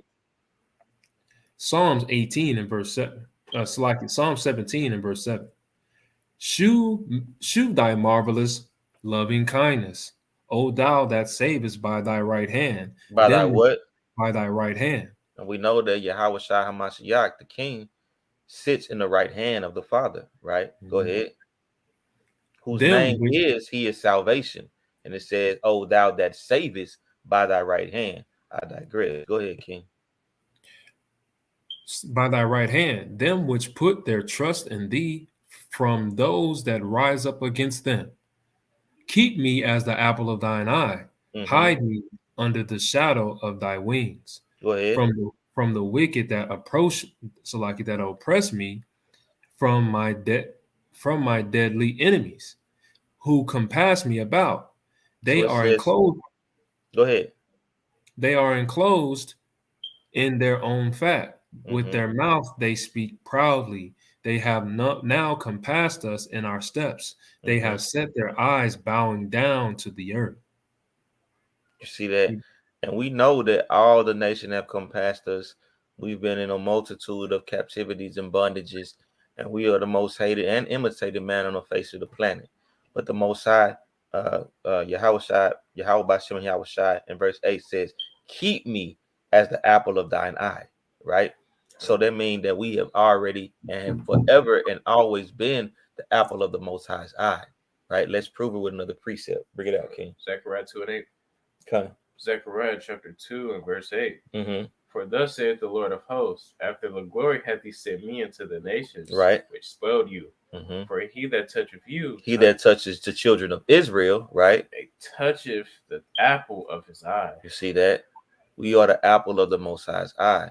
That's why we are blessed to be here. Regardless of all these curses, the reproaches, the heathen trotting us down, the everything, the snares, the stumbling blocks, the Planned Parenthoods, the poisonous water, the poison in that foods, the overseers that hunt us down. We are still blessed to be here because the Most High has made a perpetual covenant with us. Though they try us and some of us fall short, we will never be erased. There's nothing that they can do with us. We're gonna always win in the end. So we gotta hold fast for that, man, and allow that to continue to starve our doubt and feed our faith, right? That's it on that. Keeping it rolling. Next precepts is Psalms 30 and 2. Psalms 30 and 2. I'll bring it out. Psalms chapter 30 and 2 through 4. And it reads, "O Yahweh, my power, I cried unto thee, and thou hast healed me. I cried unto thee, and thou hast healed me. O Yahweh, thou hast brought up my soul from the grave. Thou hast kept me alive. That what? That I should not go down to the pit." That ultimately I shouldn't be, I shouldn't be down 6 feet. Kind. He saved me. I cried. He healed me when I was wounded. That's the Most High. Sing unto Yahweh, O ye saints of his, and give thanks at the remembrance of his holiness. Right? Like we got to keep remembering, man, we have been amongst the Most High could have and probably according to his law, statutes, and commandments, we deserve to be wiped out a long time ago. They like to preach that false theology of us being replaced based on our actions and our works. We should have been replaced, man. We turned our back on the Most High and served things that were detestable. But the Most High still cleaved to his people because he made a promise and a covenant with us. The Most High has been realer with us than we've been with him. His word not going to come back void, man. We have a kingdom waiting for us, but we got to hold up our end of the bargain and endure. We got to fight through this thing, man. The next precept is going to be John 9 and 1. John 9 and 1, we're going to read through 3. The book of John, chapter 9 and verse 1.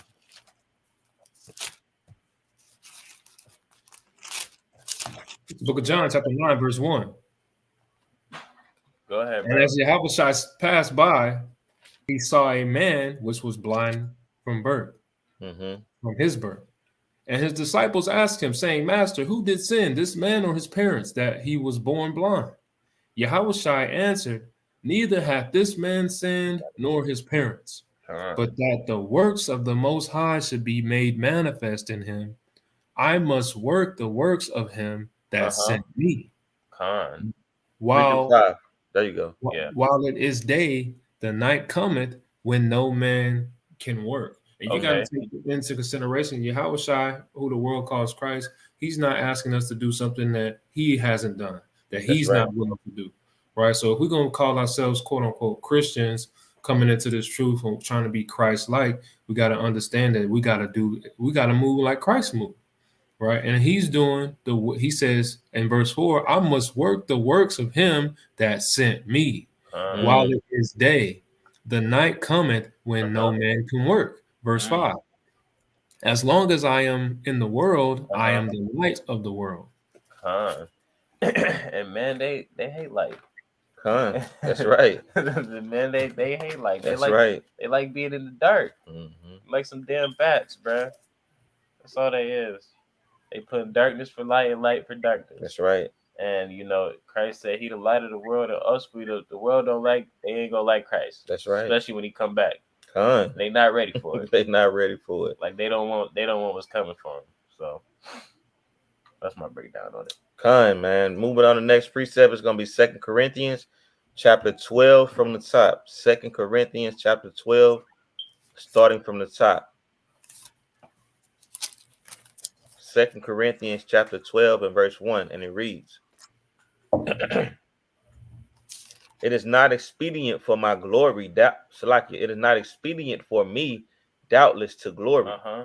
I will come to visions and revelations of Yahweh. Keep reading. I knew a man in Christ above 14 years ago. Keep reading. Whether in the body, Uh-huh. I cannot tell, Uh-huh. or whether out of the body, I cannot tell. So he's saying that he can't tell if it's a vision, if he's seen it when he was in the spirit, or if he's seen it when he was in flesh. He really can't tell. Mm-hmm. Keep reading.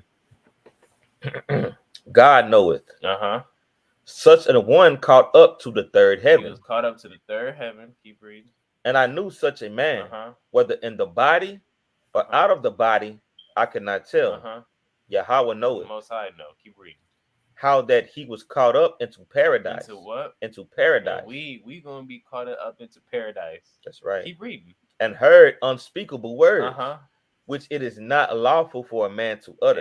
It was lawful for man to utter, because it's like that verse that says it hasn't entered into the hearts of man what the Most High got prepared for That's us. right. So he was caught up at paradise, and these words that he was speaking, it was like, it's not lawful for a man to speak, because it's like unheard of. Like Con. that's what it's like. Mm-hmm. You can't say that. Con. Keep reading. Of such an one Mm-hmm. will I glory. Uh-huh. Yet of myself I will not glory. He's not gonna glory. Why not? But in mine infirmities. But he's gonna glory in his infirmities, because Mm. your infirmities, your Humble wicked you. flesh, that's what's gonna keep you from seeing the first fruits of these things. That's right. And with that being said, that's why you always constantly gotta repent. And that's why we blessed to be here, because we got a chance That's right. to purge ourselves from these infirmities. We got a chance to make the Hall of Fame, man. Yeah. We got a chance for the Most High to really be pleased with our works and for him to restore you individually as well as our people. Imagine seeing the glory of Israel, the glory of his people restored, brought back to their homeland, keeping the law, statutes, and the commandments, ruling over the other nations with a rod of iron, being restored to your nationality, your heritage, your language, your culture, your traditions.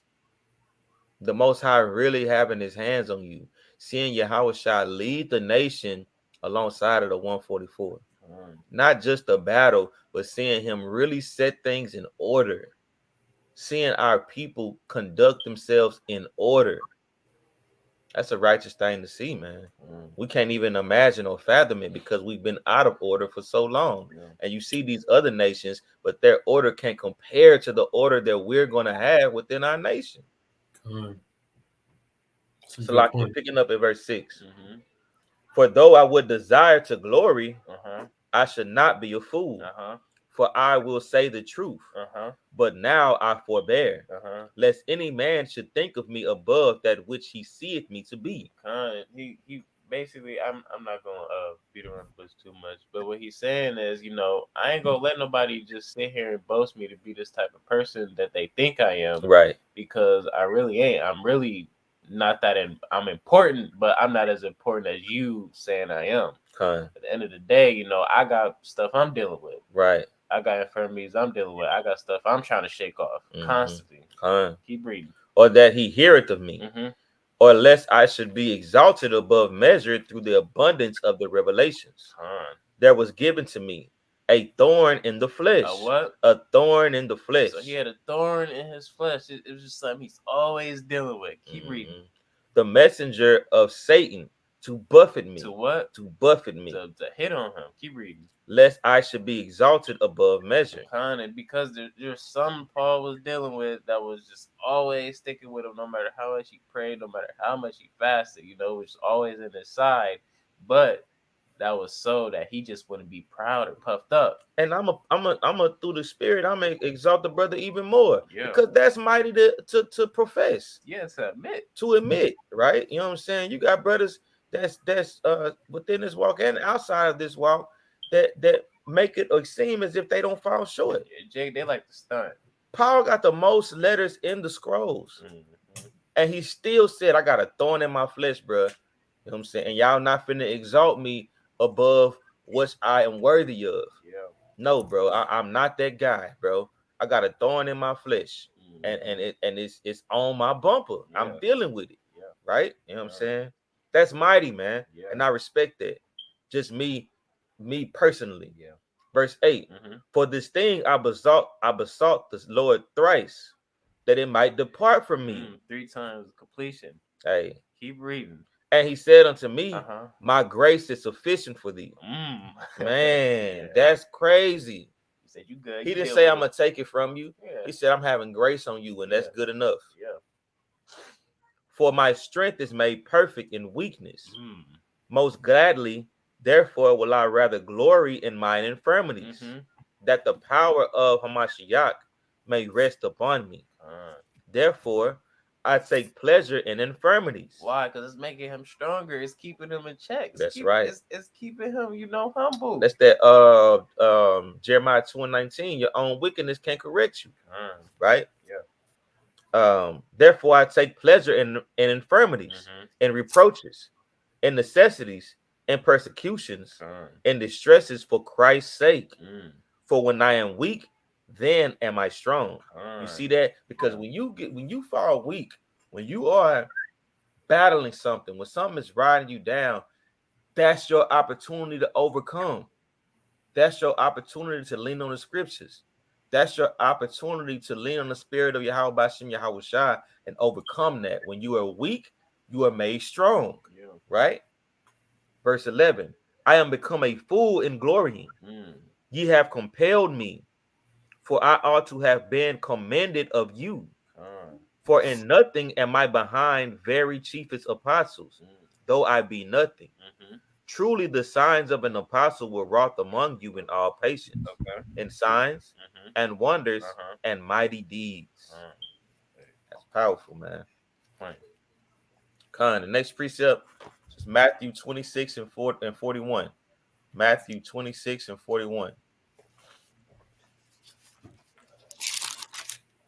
Book of Matthew, chapter 26 and verse 41. Watch and pray that ye enter not into temptation. The spirit indeed is willing, but the flesh is weak. And that's basically what the brother Paul was saying in a nutshell. Watch and pray. He said, I besought the Most High 3 times, man. And he said, my grace is sufficient for you. Right? He says, watch and pray that you enter not into temptation. The spirit is willing. Through the spirit, man, we can do all things, bro. These snares, these stumbling blocks, these thorns that have a hold on us, we can overcome them. But the flesh is weak. That's why Paul said, I have a thorn in my flesh, not a nag in my spirit, not a gaping hole in my spirit. No, my spirit is waxing mighty, but my flesh, this thorn in my flesh, I can't shake it. But the spirit of the Most High said, my grace is sufficient, and I'm gonna keep you. Right. Next precept is gonna be Isaiah 45:7. Isaiah 45:7. That's flip right to it. Bring it out. Isaiah 45:7. I form the light. I do what? Form the light and create darkness. Uh-huh. I make peace and create evil. Right. I, the Lord, do all these things. So don't give the devil all the credit, man. Nah. Don't think it's always the devil riding. You know, it's the Most High trying you. Right. A lot of times the Most High is proving you. Yeah. He has to prove you. If you consider yourself a friend of the Most High, he has to prove you. Right. Because some people are a friend in their own equation, their own occasion. Right. Is what the scripture says. So the Most High got to make sure, even in your affliction, even when that thorn, right, is riding in your side, or you still gonna come to me. Because Paul could have went straight to the thorn. Right. You know what I'm saying? Like straight to it. He could have went straight to the thorn, but he ran with it. He could have ran with it. But what he do? He said, I besought the Lord. Yeah. Because I can't deal with this. I can't fix this. I can't get this thorn out of my side because it's been nagging me. Right. Paul said he also was a chief sinner, man. Right. And look at the mighty works that he did, man, through the Spirit. Right. The next precept is gonna be 1 Samuel 2. Classic precept, 1 Samuel 2 and 6. I'm gonna read through 9. 1 Samuel chapter 2 and 6, and we're gonna read through 9. And it reads, Yahweh killeth and maketh alive. He bringeth down to the grave and bringeth up. Okay. Yahweh maketh poor and maketh rich. He bringeth low and lifteth up. Keep reading. He raises up the poor out of the dust. And do what? And lifted up the beggar from the dunghill. Okay. To set them among princes. Right. You got to understand, man, like before, and we talk about this a lot of times. We got a couple more precepts, Akim, right? But we know that a lot of times coming into this truth, a lot of people, you might not have a image, a persona. You might not have any aspirations prior to this truth, right? You could be a nobody. A lot of us, so like you are nobody. Nobody's you are nobody. That's my until you come into this truth, man. Right? Because the scriptures tell you your identity is found where? It's found in Christ. Right. So until you wake up into this thing and start walking circumspect and applying this thing, that's when you find who you are in this truth, man, and who the Most High has caused you to be. Now, again, as we've been saying this whole class, hey, when you awaken, this can either be a curse or it can be a blessing to you, right? And he said before you, life and death, choose life. I yield. Hallelujah. Verse 8, he raises up the poor out of the dust. He lifted up the beggar from the dunghill to set them among princes. Okay. Set them among where? Among princes. Right. And to make them inherit the throne of glory. For the pillars of the earth are Yahweh's, and he set the world upon them. He will keep the feet of his saints, and the wicked shall be silent in darkness. For by strength shall no man prevail. You see that? By strength or the flesh of your arms shall no man prevail. You can't do it on your own. Can't do it with your own flesh. You can't do it with your own flesh. You can't do it with your own vain thoughts, which are lodged within thee. You can't do it. You gotta move in the spirit. As it said before, the spirit is willing, but the flesh is weak. You can't even damn do much in the flesh without getting tired, hungry, thirsty, cut. Now you bleeding because this flesh is feeble. But your spirit, man, your spirit can overtake you in such a way that it can Hey man, the spirit can carry your flesh places that your flesh never dreamed it could go. Next precept is going to be Hebrews 5 and 12. Hebrews 5 and 12. Couple more precepts. Hebrews 5 and verse 12. Hebrews chapter 5 and verse 12. It says, for the time ye ought to be teachers, ye have need that one teach you again. See that? Go ahead. Which be the first principles of the oracles of God, and are become such as have need of milk, and not of strong meat. For every one that useth milk is unskillful in the word of righteousness, for he is a babe. He is what? A babe. Go ahead. But strong meat belongeth to them that are of full age, even those who by reason of use have their senses exercised to discern both good and evil. You see that? See, when you in this position on earth and you exalt yourself or feel yourself to be a certain type of way, the Most High said it may be need of you to be taught again, right? We got to keep and remain humble in this thing, because hey, I have no shame in my game in saying that I'm still a baby in this thing. I'm still learning. Yep. I'm still trying to figure it out. Yep. I still lean on milk precepts and scriptures to get me through. Yep. Those are the ones that I cleave to, that I try to let rest in my spirit. Has the Most High given me certain understandings and revelations on some deeper things? Yeah, and I'll glory to the Father for that. But the milk is what's keeping me. Yeah.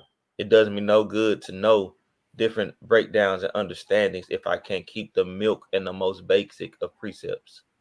That's what's important. Fruit of the Spirit. Those are the things that's going to get you into the kingdom of heaven. Not knowing the deeper, darker sayings. Those things come with, what does it say? Those things come with age. Yeah. Those that are full of age, right? So as you continue to walk these things out and you show yourself diligent and a steward of this word, the Most High will start to reveal and give you a deeper understanding, right? But master the milk first, right? Major in the minors if you can, right? Next precept and final precept is going to be 1 Peter chapter 2 verse 2. 1 Peter chapter 2 verse 2. It's the book of 1 Peter chapter 2 verse 2. And it says, as newborn babes desire the sincere milk of the word. You see that? As you were a baby, desire the simplicity of it. Grab the basics, because we've been removed so far from it as a nation. You could get it one day and lose it tomorrow, completely be outside of the spirit, because you have so many things combating against your spirit. So you have to remember to cleave to the bare, basic, base level understandings of the word, because these are the things that's going to keep you. These are the things that's going to get your footing. These are the things that's going to keep you moving and walking upright. Go ahead, you ready to chime in? Yeah, man. Just to expound on it, man, because like what you were saying earlier, Ak, is like admitting that you babes in this thing, that we babes in this thing, but also understand, though it doesn't negate from the years that you done put in, right? And the things that you have applied to get to where you are, right? You can be, we talking about when you come in, you crawling, you're just an infant, right? We might be at the crawling stage, but we still a babe. But with that being said, it says, as newborn babes desire that sincere milk, therefore that she may grow thereby. So what we're trying to tell you too as well, man, remember those days when you first come into this truth. Cherish these moments, right, where you're still growing and building yourself up through the spirit, so that you can think upon these things, right? So you can, man, I remember when I first came in and I was, right? Because you need these, just like you need these old precepts, you need these old memories, right, to keep you going throughout the years, man, so that you can continue to endure through this truth. Man, me, Ak, and Yasha Allah, we got a lot of stories, man. Right, Lord willing, we continue to have stories growing in this thing, man. And we encourage all you other brothers and sisters that's growing and seeking the milk, man. Find you someone that you can labor with in this truth, that you can study alongside, study underneath, right, so that you can continue to grow, man. Are you? I got another precept, man. This is 1 Corinthians chapter 8 and verse 2. 1 Corinthians chapter 8 and verse 2. And it says, if any man think that he knoweth anything, he knoweth nothing, yet as he ought to know. But if any man love Yahweh, the same is known of him. Right? Right. So you got to be humble, man. You got to be humble. You got to. And that's the only way that the Most High is going to deal with you. He don't deal with the proud and the puffed up. It says in a verse previous to that, it says, knowledge puffeth up, but charity edifieth. Right? You know what I'm saying? Just because you know something, brothers be ready to spew madness on what they know. But the charity is just trying to restore somebody, right? And that's what's going to cover the multitude of sins. Not what you know, but what you apply, right? With that, I yield. I don't have anything else. I want to say the water to everybody that endured through the class, that stayed down with us. I pray through the spirit of Hamashiach, it was edifying, and that you were able to grab something from it. I want to give all honor, glory, and praises to Yahweh Bashem, Wamalak Yahweh Shai. Double honors to the elders of the house of David that's been laboring for generations doing this work, being an example for us to follow. Mighty Shalom to the 12 tribes and the saints that are scattered abroad in the four corners.